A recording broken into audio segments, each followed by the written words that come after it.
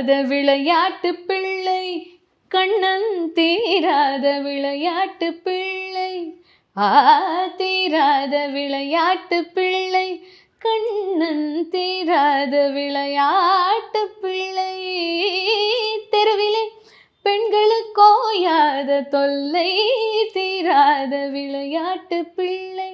அவ்வளோதான். அதுக்கப்புறம் it goes to folk western என்னென்னமோ வரும். அதில் இந்த போர்ஷன் மட்டும் நான் பாடினேன். குட்டி புலின்னு நீங்கள் ஒரு பாட்டு பாடியிருப்பீங்களா, அது பயங்கர ஹிட்டு. ஆக்சுவலி அந்த படத்துக்கு அது ஒரு பெரிய புஷ்னே சொல்லலாம். அந்த ஒரு பாட்டு வந்து ரிலீஸ் ஆகி அது பயங்கர ஹிட் ஆச்சு. ஓ இந்த பாட்டு வந்து இந்த படமா, அந்த மாதிரி ஒரு டாக் போய். ஆக்சுவலாக இப்போ ரீசெண்டாக ஹிட்டான அந்த அவக்காட்சி சாங் கூட என்னை கூப்பிடும்போது அருவாக்காரன் ஃபீல்டில் நீங்கள் பாடுங்கன்னு சொல்லி தான் கூப்பிட்டாங்க. அந்த மதுரை அப்படி தான் சொன்னாங்க. பட் ஆனால் அது வேர்ட்ஸ் இன்னும் பயங்கரமாக இருந்தது. செக்கானூரணி, ஆமாம், என்னென்னமோ அது என்ன இது வாலாந்தூர், அது எனக்கு வந்து அது ஃபஸ்ட்டு அது பிடிபடவே இல்லை.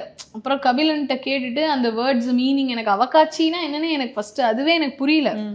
அப்புறம் அந்த வேர்ட்ஸ் மீனிங், அந்த ஸ்லாங், அந்த ஆக்சென்ட் எல்லாம் கேட்டுன்ட்டு ரொம்ப டைம் எடுத்து தான் வந்து பாடினேன். பாலமுரளி பாலு மியூசிக்கு. அப்புறம் விஷுவலுக்குன்னு சொல்லி கூப்பிட்டாங்க. விஷுவல் சூப்பராக பண்ணியிருந்தாங்க.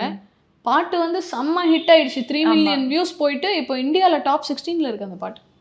கொஞ்சம் கூட காஸ்டிங்காவும் சரி, வாய்ஸ் எல்லாமே பயங்கரமா அமைஞ்சிருக்கும். ஆனா எதிர்பார்க்கல ஆக்சுவலா.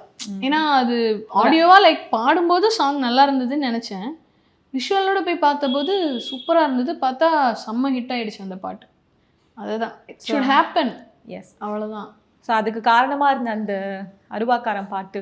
அருவாக்காரன் அழகம்பேரன் அடி நெஞ்ச தேய்ச்சு போனான் தாடிக்காரன் அந்த கண்ணு அழுக்கு லுங்கி ஆனாலும் ஆசை வைக்கும் மீசக்காரன் இரவைக்கு சிக்காத குறவ போல என் கையில் சிக்கலை இளையங்கால மேடு காடு கரையும் கூட வார நிழல போல அருவாக்கார அழகம் பேர அடி நெஞ்ச தேய்ச்சு போனான் தாடி